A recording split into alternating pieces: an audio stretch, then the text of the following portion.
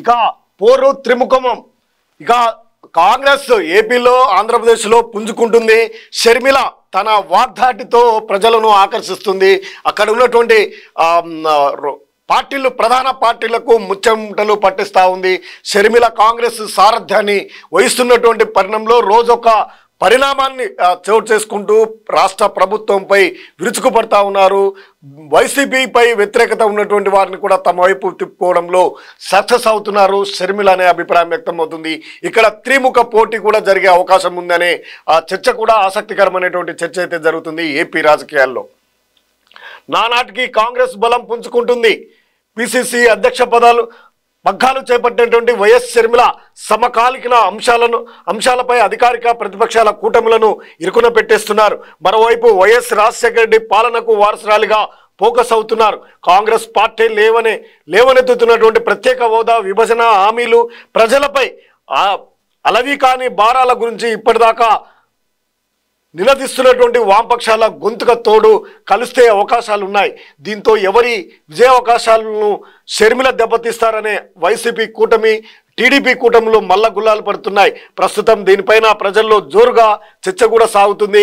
ఎవరి ఓట్లు చీలుతుంది, ఎవరికి ఇబ్బందికరమైనటువంటి పరిస్థితులు వస్తాయనేది ఇప్పుడు రెండు పార్టీలకు ప్రధానమైనటువంటి టీడీపీకి ఇట్లు వైసీపీ వారికి గుబులు పుట్టుకొస్తుంది. షర్మిల యొక్క పాత్ర ప్రధానంగా అస్సాం ఎవరి విజయాలను దెబ్బతీస్తుందో వైసీపీ టీడీపీ కూటమిలో మల్ల గుల్లాలు పడతా ఉన్నాయి. వైసీపీ టీడీపీ జనసేన పార్టీలు కేంద్రంలోని బీజేపీకి తొత్తులుగా మారాయంటూ షర్మిల కాలికి బలపం కట్టుకొని రాష్ట్రమంతా ఎలుగొత్తి చాటుతా ఉన్నారు. బీజేపీ అంటే మండిపడుతున్నటువంటి తటస్థులను ఆలోచనలో పడేస్తూ ఉన్నారు.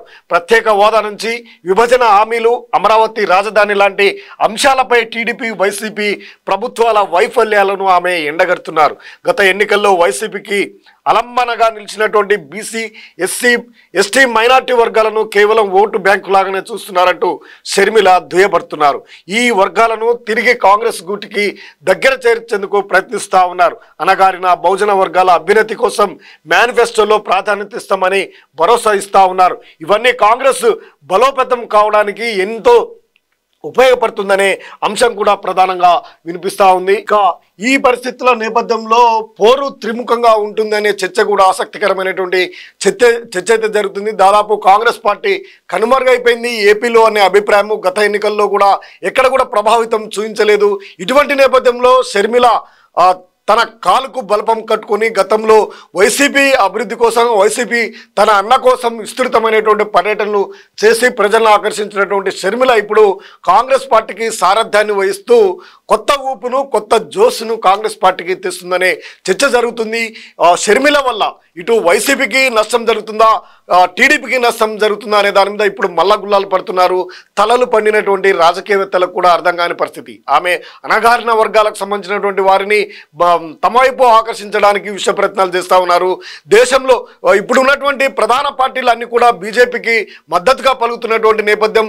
బీజేపీ ప్రభుత్వం వల్ల ఆంధ్ర రాష్ట్రానికి ఒరిగింది ఏం లేదంటూ కూడా మా ప్రజలను ఆలోచింప చేస్తూ ఉన్నారు. తటస్థంగా ఉన్నటువంటి మేధావులను, అనేక వర్గాలను కూడా ఆమెకు సపోర్ట్ జరిగే అవకాశం ఉంది. ఇక కీలకమైనటువంటి కమ్యూనిస్టులు కూడా ఆమెకు కదం కలిపే అవకాశాలు కూడా కనిపిస్తూ ఉన్నాయి.